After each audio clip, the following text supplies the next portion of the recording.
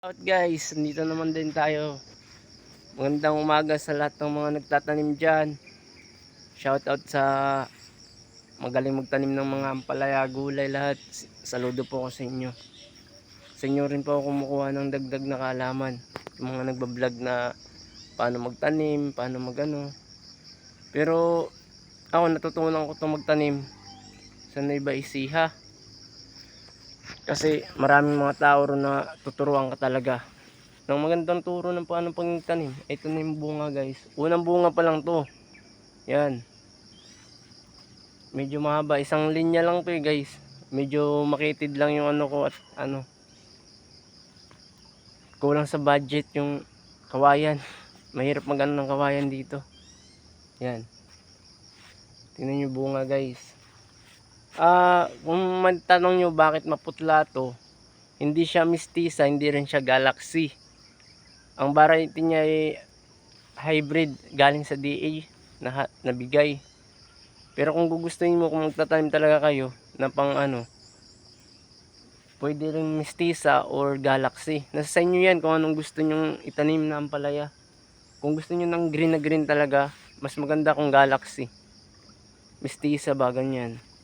Kasi yun talaga, ito parang medyo maputla siya. Baka sabihin naman ano. Ayun guys, dito na tayo sa loob. Ampalaya natin medyo alanganin pa. Sa Biyernes to, Huwebes. Diyan tayo mag-ano. Ayun, punta tayo ron sa dulo guys. Ito yung mga bunga na yan guys. Yan. Ito.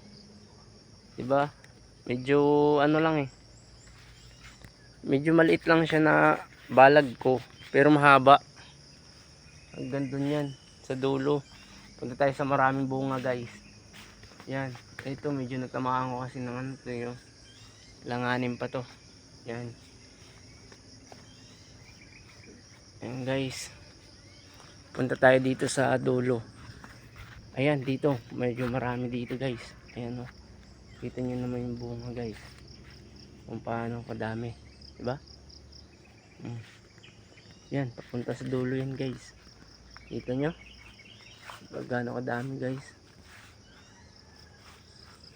Unang bunga pa lang yan guys. Ayan. Unang bunga pa lang. Kaya siguro ano, kung aanuhin nyo, baka mapapansin nyo baka medyo malapit yung pagkatanim ko. Inano ko lang talaga yan, sinadya ko ng ganyan para ano, hindi, maliit lang naman kasi yung ano natin balag, hindi malapad. Kung malapad dyan, medyo anuhin ko siya, hindi ko siya titipirin. Ayan, dito tayo sa dulo. Ayan ay dulo guys. Yan. Medyo maganda rin yung bunga. Pero kung ano, galaxy to or mistisa, hindi lang ganito karami yung bunga. Tsaka hindi ganito ganda yung bunga. Mahahaba rito konti. Okay naman din to. Ang ano, yan. Ganyan karami yung ano natin guys. Ampalaya, nasa loob tayo. Ngayon, ano, hindi pa ako nakapag-spray, mamayang hapon na. Kasi alanganin na sa oras.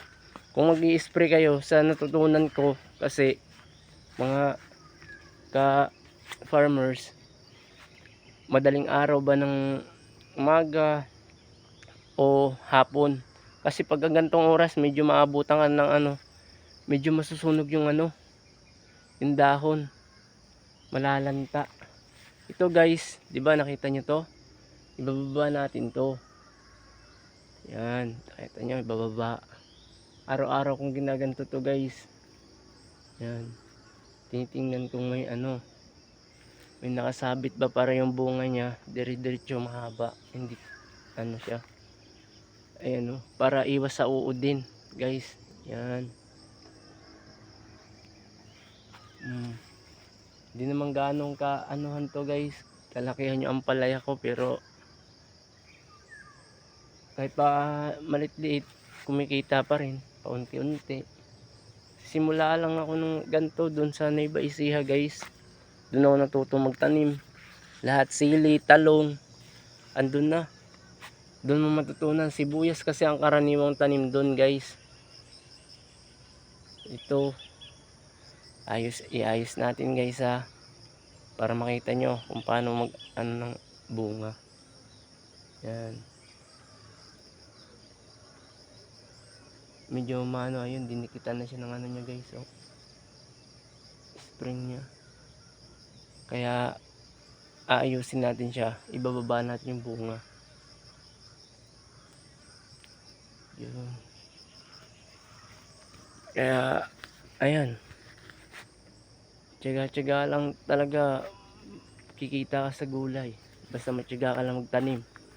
Maraming ano dyan na kahit isang oras lang na mag ano tayo sa gulay o 2 oras, 3, tsaka tayo mag cellphone, di ba? Ito, habang nakatambay tayo, may hinihintay na tayo. Na bunga, harvest, pera na, kita na, di ba? Ganun lang kasimple yung buhay. Magtiyaga ka lang, tanim-tanim ka lang, may ulam ka na, kikita ka pa. Ako guys, medyo hindi pa ako marunong sa gantong gulay pero sinusubukang i-upgrade lahat. Yung kalaman ng iba, pinagsasama-sama ko kung maganda ito yung resulta, maganda yung kinalabasan. Salamat sa panonood guys, thank you. Pa-support naman po, subscribe.